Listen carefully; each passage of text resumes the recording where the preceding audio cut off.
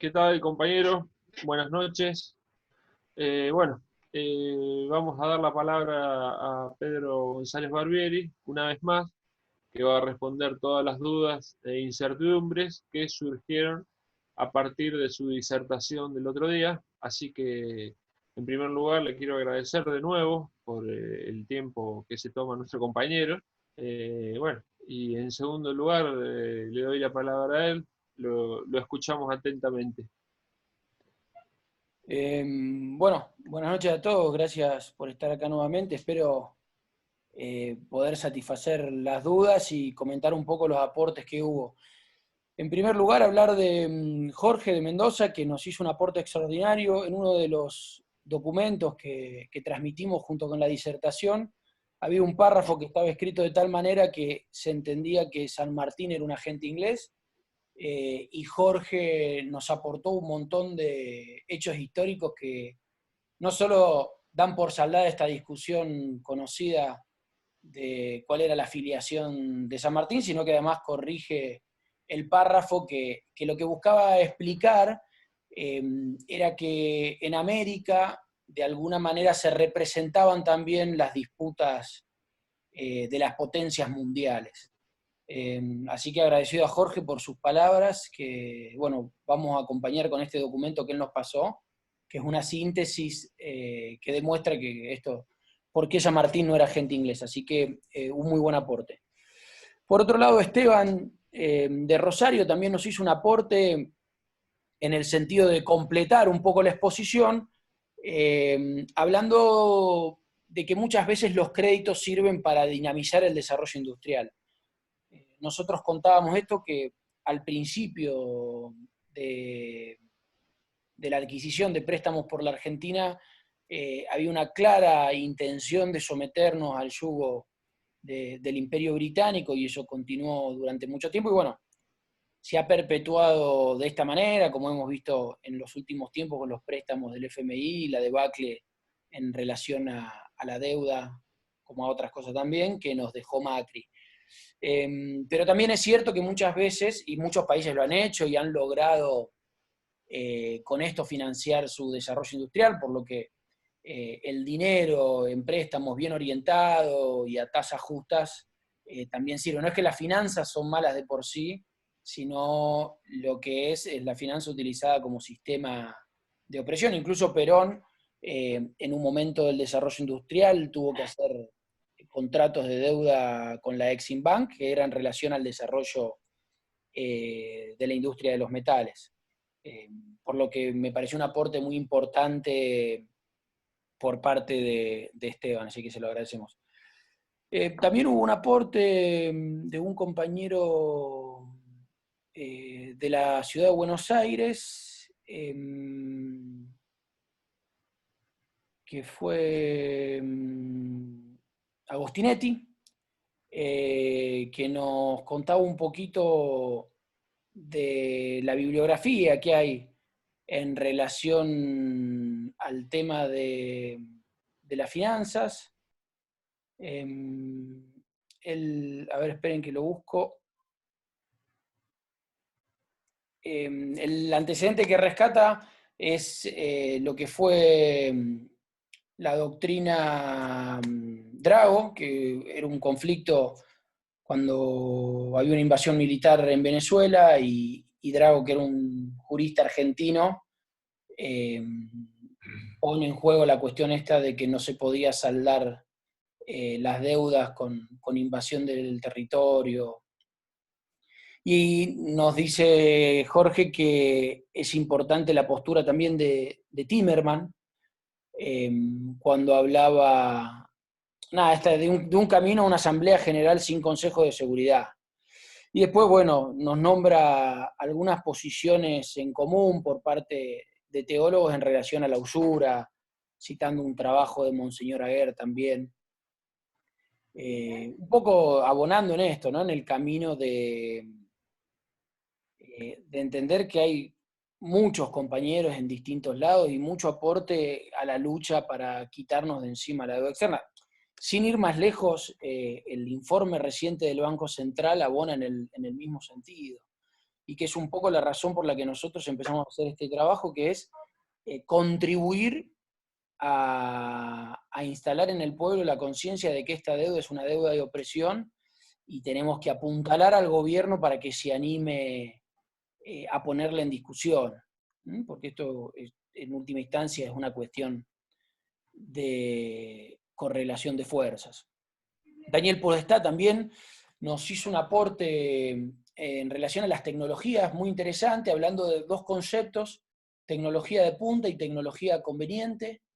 Él dice que una cosa es la tecnología de punta, que en general son mecanismos de opresión contra los pueblos, y los países que son vanguardia utilizan esa tecnología para someter al resto, y habla de tecnología conveniente como aquella que nos sirve. Esto él lo trae en relación a una cosa que habíamos dicho, que era que si la tecnología nos permite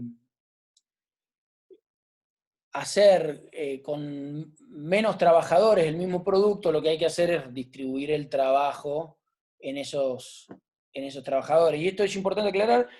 Cuando planteamos esto, lo que decimos es desde un punto de vista conceptual, y es combatiendo esta postura que dice que el desarrollo tecnológico expulsa a los trabajadores y por lo tanto genera desempleo. Nosotros lo que decimos es que es mentira, que eso está en relación a una postura que es la de maximizar las ganancias, que tiene que ver con reducir los costos de producción, ¿no? Procesos varios que conocemos, como las multinacionales yendo a países donde las leyes laborales son más flexibles y los trabajadores tienen menos derechos. Entonces, lo que nosotros decimos es una posible solución de las muchas que debe haber, en términos de que el cambio de concepción ético nos lleva a pensar que el desarrollo tecnológico no tiene que desplazar al trabajador, lo que tiene que hacer es que todos los trabajadores estemos mejor. Después, cómo cada país administra esta lucha por la tecnología, que es parte, digamos, de la puja internacional de los países. Todos sabemos que en los años 70 Estados Unidos inició un camino meteórico en el desarrollo de la tecnología de punta,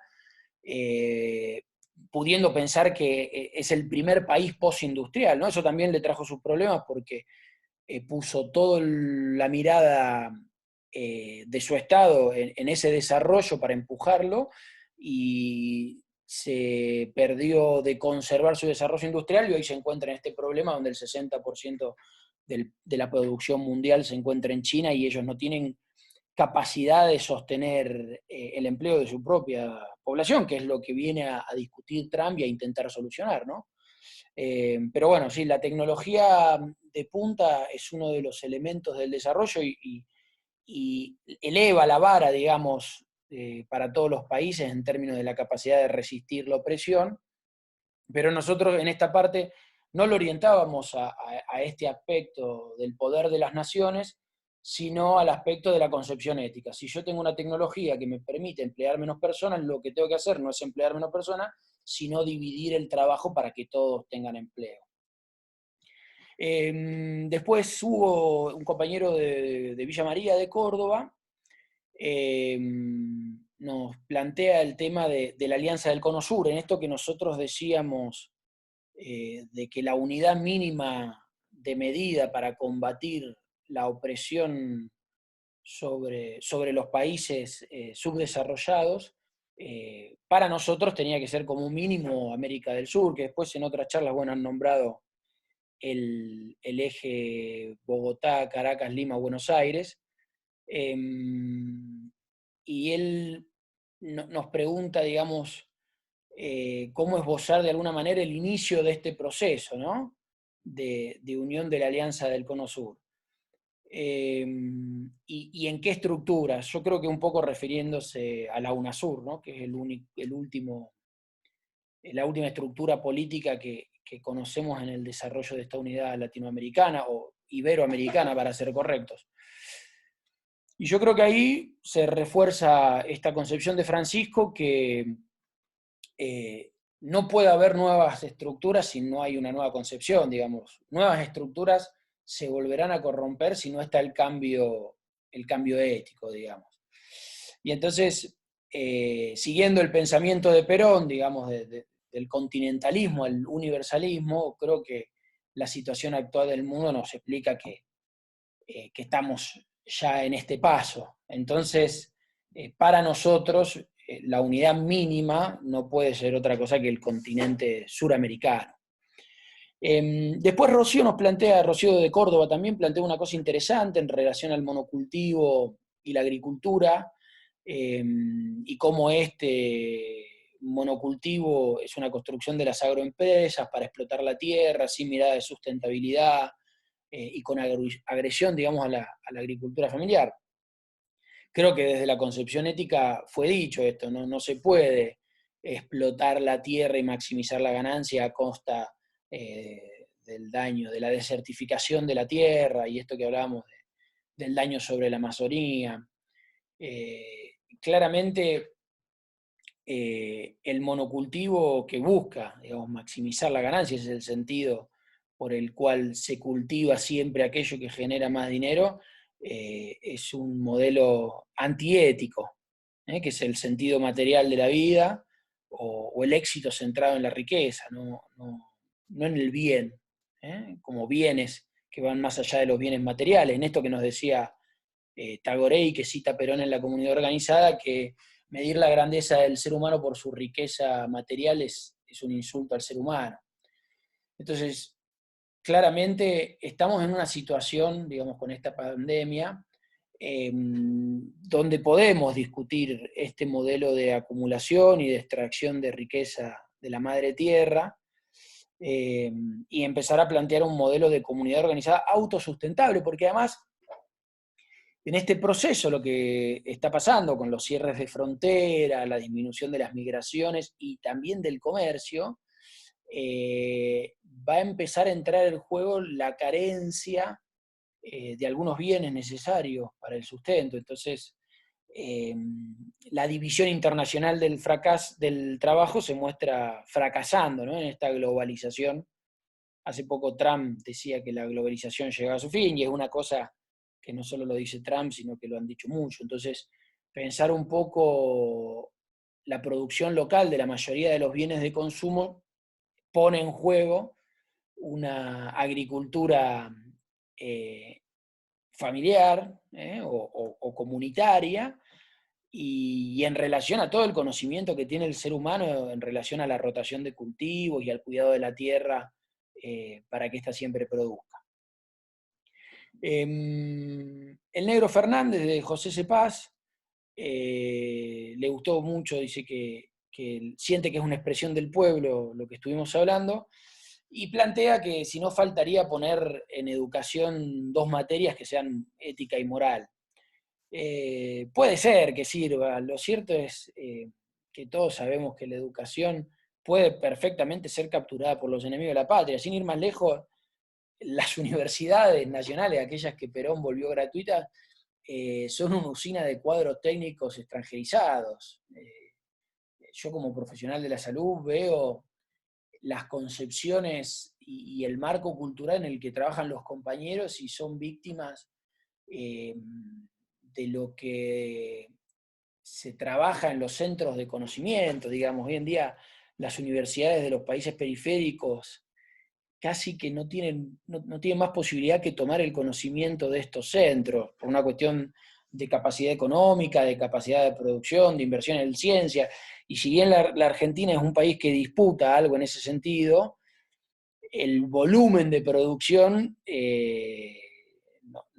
nos deja sin capacidad de competir, y tener que asumir los conocimientos que surgen desde los centros de poder es casi inevitable. Incluso, sobre todo en lo que sería la toma de decisiones, ¿no? Uno dice, bueno, ¿en qué te basás para una decisión? Y casi todo el conocimiento en el que nos basamos para la toma de decisiones se produjo en uno de los países centrales. Entonces, creo que no, por lo menos a nosotros como militantes, no nos queda más que extender la cultura peronista hacia las familias, y que estas familias de nuestro pueblo se lo inculquen a sus hijos, de forma tal de ir generando los anticuerpos, y utilizar los conocimientos de estos centros de poder, pero en beneficio de lo que conviene a nuestra población. Después Víctor, de 3 de febrero, nos plantea el tema de esta pobreza que dejó el gobierno peronista, que nosotros decimos que la verdad que es indigno de un gobierno peronista salir con ese nivel de pobreza estructural. No lo decimos solo nosotros, lo dicen un montón de compañeros peronistas. Y planteo un poco si entonces no fue un gobierno peronista como el de Menem, si había alguna influencia del poder que tenían por el 20%. No sé si se refiere a 20% del poder real, que era una cosa que había dicho Cristina en su momento, o al 20% de los votos, que es con lo que empezó Néstor. Pero bueno, se refiere a esto, a que quizás se fueron así porque no tenían poder para eliminar la pobreza estructural. Sale un poco de la temática y además no me corresponde a mí aplicar el peronómetro, pero en términos generales todos sabemos que mejoró el país, tomaron medidas populares, de amplitud política, ¿no? de sectores más allá de su propio sector, y se ganaron el amor del pueblo, eso creo que es una cosa evidente. Entonces,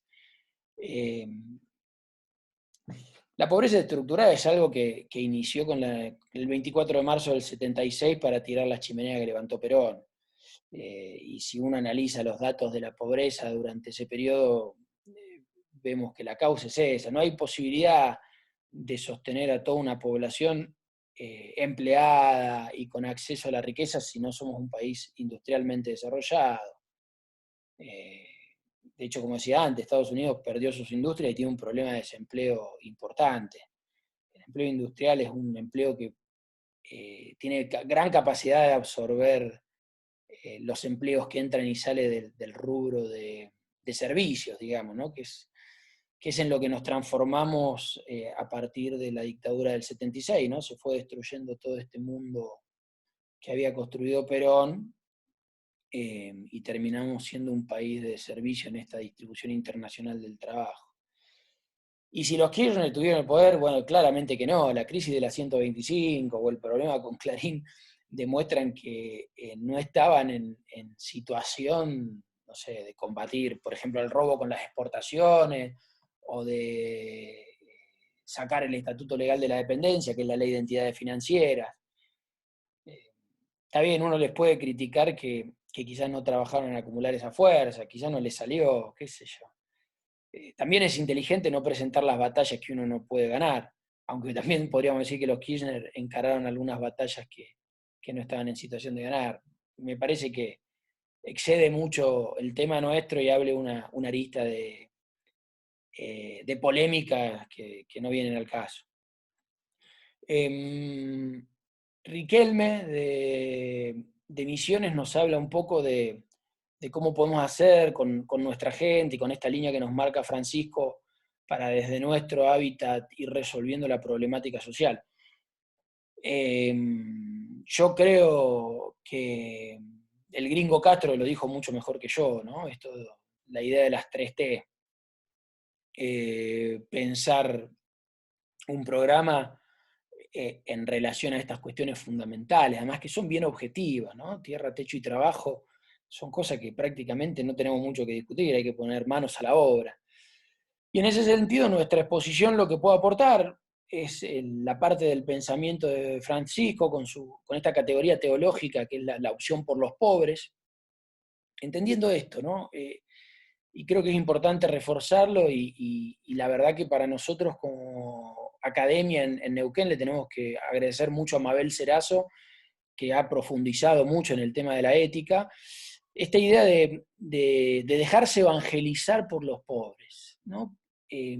Y poner la mirada en eso, por lo que lo primero que hay que hacer es acercarse a los marginados, compartir un mate, charlar, ver qué surge, ¿no? De esta capacidad que tienen ellos de intuir qué es lo que le conviene, qué es lo del mundo que necesitan, y a partir de ahí construir esta comunidad que pueda reforzar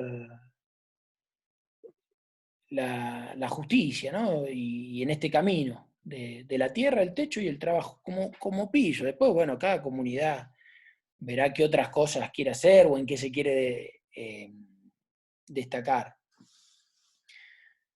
Rubén de Salta nos plantea una frase que dijimos en un momento cuando decimos que hay mucha gente en nuestro país que tiene recontra incorporado el tema de que hay que honrar la deuda, de que somos malos pagadores, de qué vergüenza que pidamos plata y después nos la paguemos, ¿no? En este sentido de que ignoran que la deuda es un mecanismo de opresión. Me parece ahí, Rubén, que él hizo una síntesis y convirtió este punto de vista en decir que pagar la deuda es no comprender que es un mecanismo de sometimiento. Pagar o no pagar la deuda tiene que ver con las condiciones objetivas de poder, ¿no? Nosotros planteamos una cuestión ética y la cuestión de pagar o no pagar es una cuestión política, digamos. Si uno está en condiciones o la correlación de fuerza da para encarar un plan de esta característica, lo dice un poco la situación y las capacidades que uno tiene. Y también la valentía, ¿no? Porque puede que uno considere que la correlación de fuerzas es a favor, pero también hay que animarse. Entonces, pagar o no pagar la deuda tiene que ver con esto. Y lo demuestra que los países centrales varias veces no han pagado sus deudas, incluso las deudas monetarias. Entonces nosotros cuando hablábamos de esta incomprensión de que es un mecanismo de sometimiento, nos referíamos a lo que está extendido en nuestra población. ¿No? Que yo, por ejemplo, esto que decía Macri con los fondos buitre. No, hay que preguntarle al juez Griesa cuánto hay que pagar, hay que ir y pagar.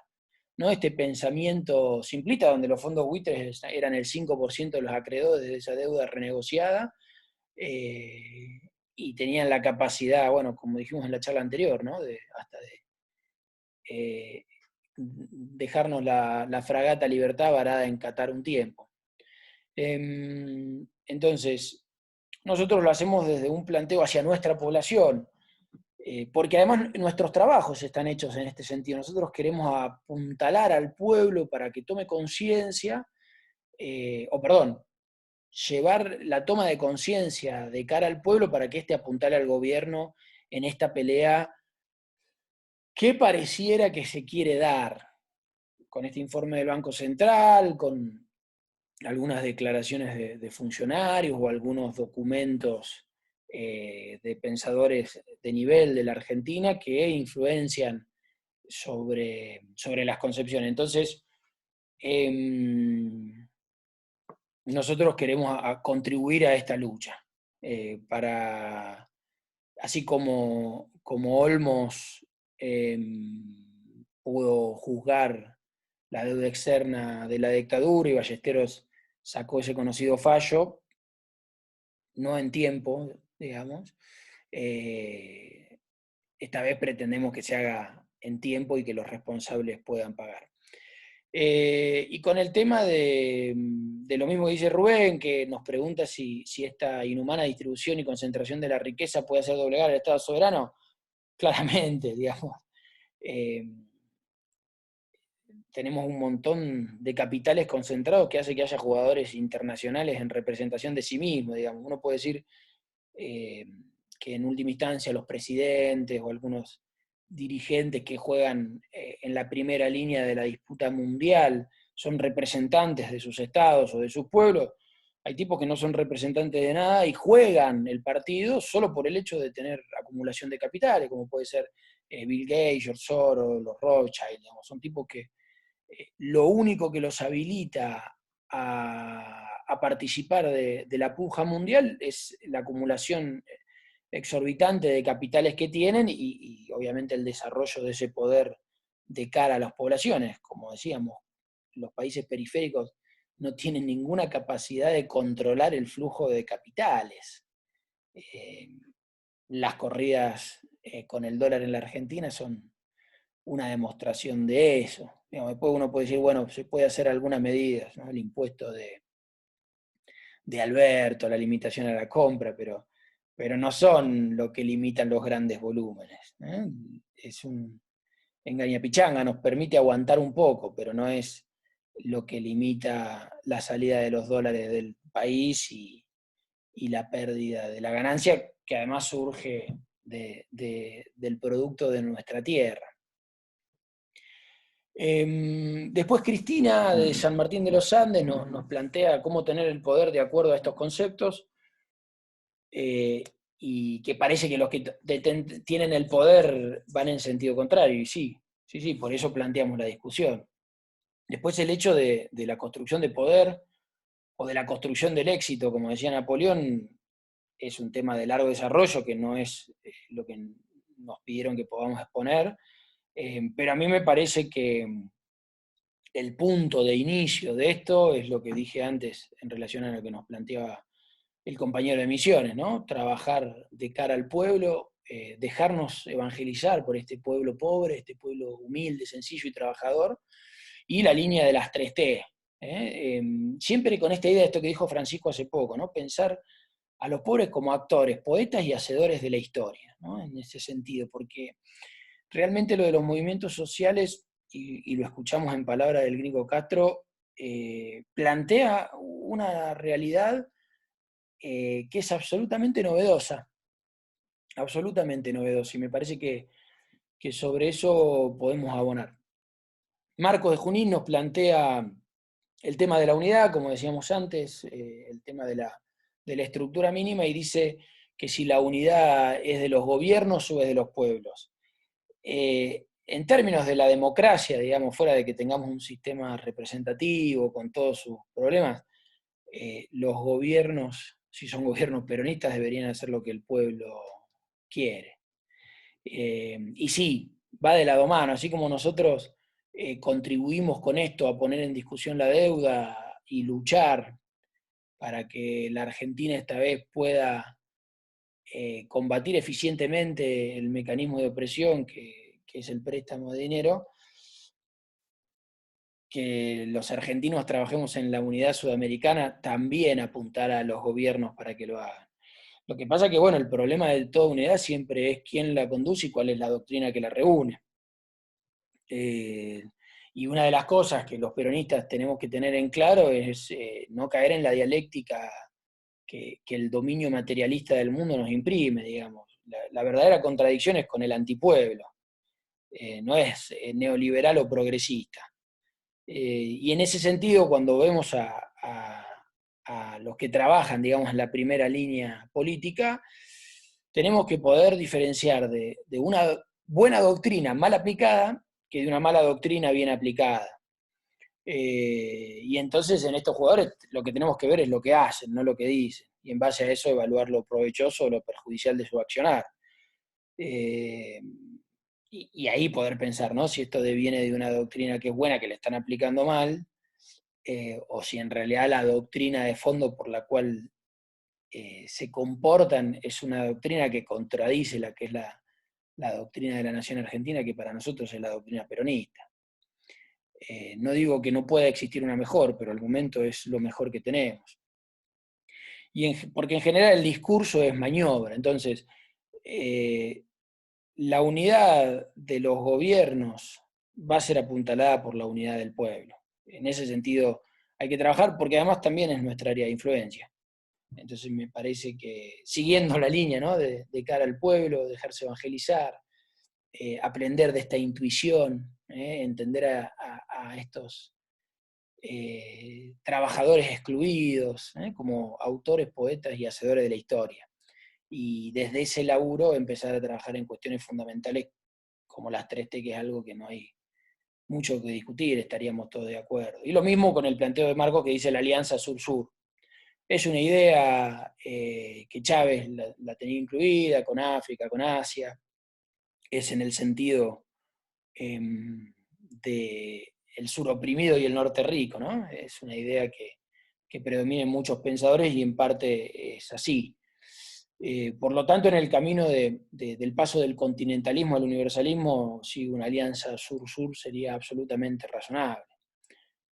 Depende cómo se configure la situación a la salida de esta pandemia, ¿no? Y cómo va a ser el nuevo orden del mundo, si realmente nosotros podemos jugar. Hoy en día, la posición clave es jugar con Francisco, que probablemente sea uno de los que influencie en el desarrollo del mundo que se viene. Eso hay que apuntalarlo para que sea lo más poderoso posible. Y después las alianzas serán coyunturales, digamos. La verdad que hablar del eje sur-sur, si bien es una buena idea, es un poco temprano para pensar en eso. Después Mirna nos plantea que veía un paralelismo entre individuos y países. Mirna es de Villa Langostura. Sí, hay un paralelismo porque hay intereses nacionales representados porque los pueblos eligieron sus presidentes o sus representantes, lo mismo de algunos organismos internacionales que pueden haber llegado por un sistema de los propios organismos, según la línea específica de trabajo, aunque obviamente siempre los países más poderosos imponen sus candidatos, pero bueno, en términos generales, los países están representados por alguien elegido por su pueblo, y como decía antes, hay jugadores que están representados porque poseen mucho dinero, y entonces participan de la disputa internacional por su propio mérito.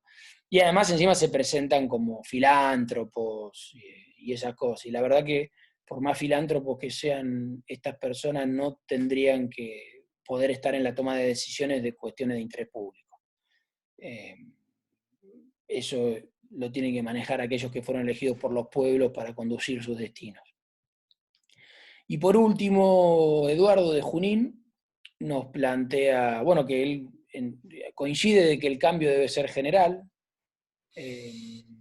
y que cómo sería el comienzo de esta construcción, digamos, ¿no? Esto abonando en el encuentro sudamericano para que haya posibilidad de triunfo. Lo primero que pensaría en ese sentido, que igual viene concatenado con lo demás, es que la unidad es la fuente principal del poder. O sea, si nosotros logramos la unidad, nos volvemos poderosos. Por lo tanto, además lo podríamos pensar en términos históricos. Estados Unidos es el poder que surge de la unión de las 13 colonias británicas. Canadá, una vez sucedido eso, es lo mismo, es la unión de esa colonia. Y la Argentina es la consecuencia de la no unión de los países hispanoamericanos. Por lo que en nuestro caso somos el resultado de una nación dividida o de un proceso de unidad que falló, ¿no? Digamos, somos una nación inconclusa, y de ahí probablemente parte de nuestra debilidad. Entonces, el primer camino que tenemos que tomar es la unidad. Tenemos un montón de antecedentes en el camino de la unidad, pero bueno, particularmente para los que estamos en las periferias, digamos, que nuestra posición es absolutamente táctica, lo que debemos hacer es desplegar políticas de unidad, digamos, abandonar el cambio de la opinión y de las discusiones ideológicas y pasar directamente al campo de la acción, cultivando la cultura del encuentro y tratando de tocar todos los aspectos o temas que nos permitan reunirnos, ¿no? Abonar en aquello que nos permite generar la unidad. En ese sentido, para mí es el punto de partida para todos aquellos que estamos trabajando desde la periferia. Así que con eso contestamos, creo, la totalidad de las preguntas de los compañeros. Bueno, Puse Carlos. pausa. Puse pausa, ¿está bien?